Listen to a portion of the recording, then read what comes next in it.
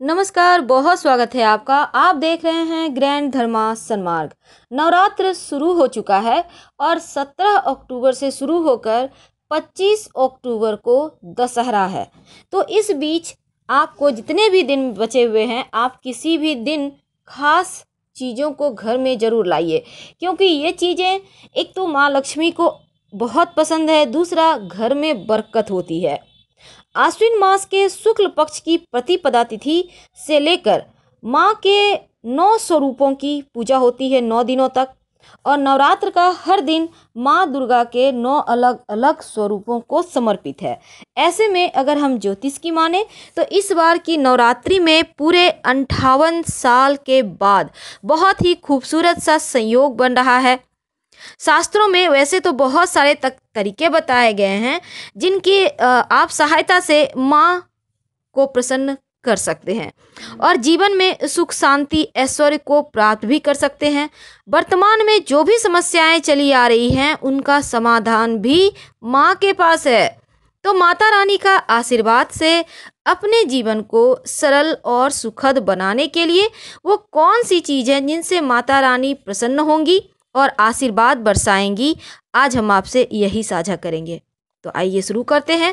अगर आप माता रानी का आशीर्वाद प्राप्त करना चाहते हैं तो इन 9 दिनों में किसी भी दिन आप अपने घर में कमल का पुष्प ले आइए। आप एक भी ला सकते हैं। वैसे तो अष्टमी और नवमी के जो समय को संधि बेला होता है, वहाँ पर जो संधि पूजा होती है उसमें 108 कमल चढ़ाने का विधान है। ऐसी मान्यता है कि जीवन के ज्ञात अज्ञात बाधाएं तो हटती ही हैं, साथ ही उस समय पूजा करने से आपके जीवन में धन की कमी नहीं होती, शत्रु बाधा से मुक्ति मिलती है। तो माँ को प्रसन्न करने के लिए आप एक भी अगर कमल फूल ले आते हैं, माता रानी को अर्पित करते हैं, तो यकीन मानिए जीवन के हर कष्ट दूर हो जाएंगे। अब मान लेते हैं आपके पास कमल का पुष्प आपको नहीं मिल पा रहा है, तब गुड़हल का पुष्प की माला बनाकर, लाल गुड़हल की पुष्प की माला बनाकर किसी भी दिन माता रानी को जरूर पहनाएं। आप अपने घर में भी पहना सकते हैं। इस नवरात्र के दिनों में आप अपने घर में सोने या चांदी का सिक्का ले आइए और माता रानी के अष्टमी तिथि के दिन आपको अर्पित करना है। याद रखिएगा, अष्टमी तिथि के दिन कटोरी में दूध रखें और उसमें उस सिक्का को डालकर माँ को भोग लगाइएगा। जीवन में धन की कमी कभी नहीं होगी। सिक्के को बाद में पोंछकर अपने पास रख लें और दूध को आप तुलसी में डाल दीजिएगा। दूध थोड़ा ही लीजिएगा, जैसे कि सिक्का डूबा हुआ रहे। आज हम आपको बहुत सारे उपाय बताएंगे जो जीवन के धन की परेशानी से आपको मुक्ति दिलाएगा। चैत्र हो नवरात्र या फिर आश्विन, दोनों ही नवरात्र का विशेष महत्व होता है, लेकिन आश्विन नवरात्र जो होता है वो बड़ा नवरात्र है। ऐसे में इस समय आप अपने घर में पीली कौड़ी भी लाकर रखकर आप किसी लाल कपड़े में बांधकर अपने धन के स्थान पर रखेंगे, माता रानी को अर्पित कर, तो धन की समस्या दूर हो जाएगी। तो इस नवरात्रा आप कौड़ी लाकर लाल कपड़े में लपेट कर जरूर रखें।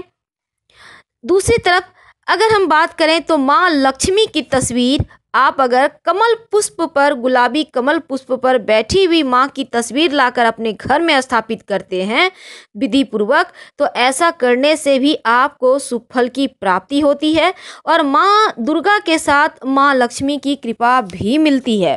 तो आप इन 9 दिनों के अंदर किसी भी दिन ले आइएगा, जीवन में धन की कमी नहीं होगी। अगर आपके घर में है तो फिर कोई बात नहीं। माता रानी को गुड़हल का पुष्प बहुत प्रिय है, इसलिए माता रानी लाल गुड़हल के पुष्प से बहुत प्रसन्न होती हैं। तो आप चाहें तो रोज ही माँ को गुड़हल का पुष्प अर्पित कर सकते हैं। लाल रंग जो सुख और समृद्धि का प्रतीक है, ऐसे में आप माँ को अर्पित करें। नव दुर्गा की आराधना में ये जो माँ का आशीर्वाद प्राप्त करने के लिए ये बहुत खास दिन है। आप चाहें तो एक शंख जरूर ले आइए, क्योंकि इस दशहरा में अगर आप एक दक्षिणावर्ती शंख या मोती शंख घर में ले आते हैं, स्थापित करते हैं, सुबह शाम बजाते हैं, अगर मोती शंख या आप दक्षिणावर्ती शंख, चूँकि बजाया नहीं जाता, इसको स्थापित किया जाता है, पूजा किया जाता है, तो ऐसा करने से अस्थायी रूप से माँ लक्ष्मी आपके घर में निवास करती हैं।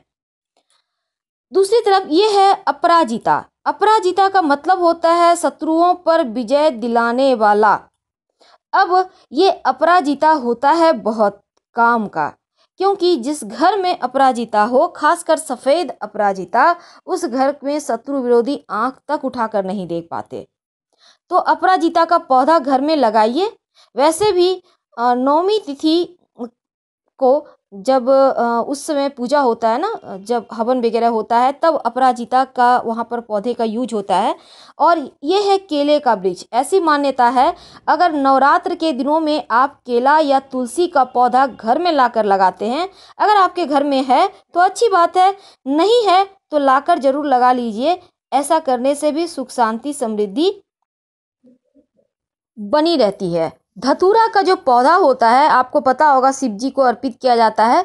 तो धतूरे का जड़ अगर इन नवरात्र के किसी भी दिन थोड़ा सा लेकर आप आते हैं और लाकर उसको धन के स्थान पर रखते हैं माता रानी को अर्पित करने के बाद, तो जीवन में धन कभी नहीं कमता।